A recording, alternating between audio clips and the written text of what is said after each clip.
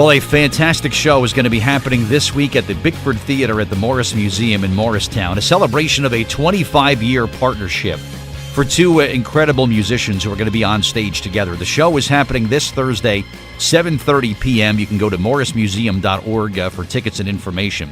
But I want to welcome this morning to the show one of the guys who's going to be performing.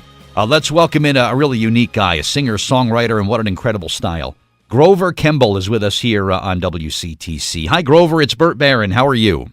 Hey, Bert. Wow. I'm trying to shovel out and call you at the same time. Put that shovel down. Put What's going on Put here? that Holy shovel cow. down. Yeah. Put the shovel down. Pick up the guitar, man. That's what you do, right, Grover? Listen, and first of all, when your name is Grover, it's an unwritten rule that you got to be cool. I mean, there's no boring people named Grover. I think that kind of goes with the name Grover, don't you think? That's absolutely true. You know, I used to be in Shannon. A guy heard my name on the plane one day. He was a distant relative of Grover Cleveland, so he bought me a drink.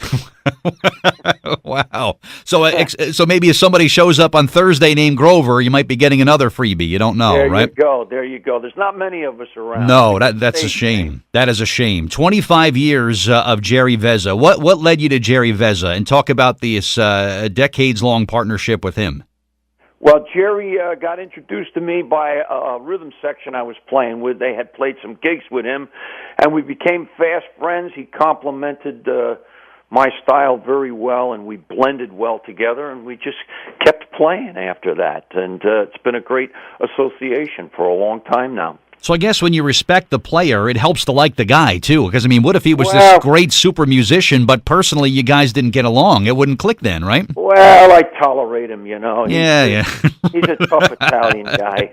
No, actually, he's a very charming, wonderful fellow. He's got awesome a great stuff. family. Man, and you guys are going to be on stage together. Fantastic venue, the Bickford Theater at the Morris Museum, which is a great room. You've played this room before, Grover? Yes, I have. Yeah? I've played down there a number of years ago, and I also did my Jimmy Durante show there, which is a whole nother interview in itself. Awesome. But, Thursday, April 5th, it's a 7:30 show, Tales and Tunes Together, with Grover Kemble and Jerry Vezza. You even got the top billing, man. Look at you. You're well, how about that? That's it, right? But get some tickets and info, again, morrismuseum.org. The music, the style, what kind of tunes you guys going to be playing on Thursday? Well, we're going to do a blend of some traditional American songbook songs, but we're also including about 7 original songs, which I've composed, and we're taking a shot at that, and these are kind of jazzy tunes with lyrics and stuff that I've put together over the years,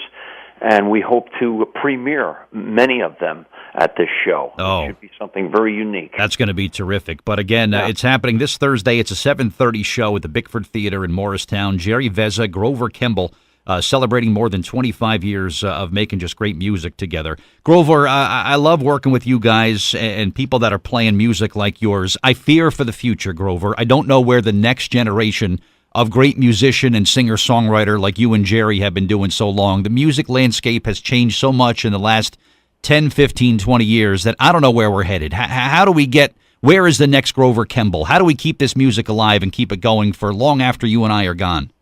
Well, there's a mixture of different players coming out of there. Some are coming out of playing in clubs as we did, but most of the kids that are coming up now are really studied musicians coming out of jazz studies programs, and they're very talented people. Whether there's enough work for them to find, they're going to have to find new ways and challenging ways to find gigs to play, and that's really the challenge for them. How do they go out and find work? It's out there, but it's challenging, and you have to find new ways to break new ground. Yeah, it's tough too, Grover. I see so many places now that used to bring in live bands, now they bring in DJs, and it's less opportunities for someone to kind of, hone their craft and become that next great musician. So opportunities are few and far between, and I'm so glad that you guys are still out there on the road and keeping this music alive. I really am. Well, we're trying to keep it enjoyable and entertaining. I think that's part of the equation, is to entertain your audiences and don't turn them away with something that's too difficult for them to interpret. Yeah. So we challenge them, and at the same time, we entertain them. What is still the Holy Grail for your music, Grover? You know, if I drove a race car, it's Daytona or Indianapolis, or if I play football, it's the Super Bowl. For jazz, is it still Newport or New Orleans, or where? What is the Holy Grail of jazz music? Well, I would say it's probably still New York City. Yeah? You know, you have the JVC festivals. Okay. You still have a number of clubs in New York City, but it's very difficult to get into them and expect to not be paid just Wow. to break ground. I would say there's also great community jazz rooms in metropolitan cities across the U.S. South America is a great place to break into. There's great music being played down there. I've heard other countries and places like Europe and, like you mentioned, South America and some places in Asia where they just lose their mind over great American jazz. They still go crazy for this great American sound, that there's still pockets on this planet where it's still just wildly popular. That's got to make you feel good, right? Well, it's interesting to see that some of these other areas of the world, jazz is more popular than it is in our own country. Yeah. That's been that way for the last 30, 40 years now. But, you do have to be able to travel and Right. get around to these different places, so that's challenging as well. All right. Well, we look forward to the show Thursday, 7:30 in Morristown. Tales and Tunes Together with Grover Kemble and Jerry Vezza. Again, get tickets by visiting the website, morrismuseum.org. A great night of some live music, and as you heard Grover say, entertainment is what it's all about. And you'll be incredibly entertained on Thursday, so check out the show.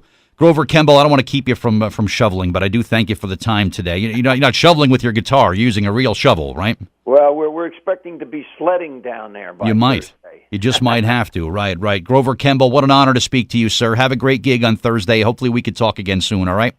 And thanks a lot, Bert. Appreciate it.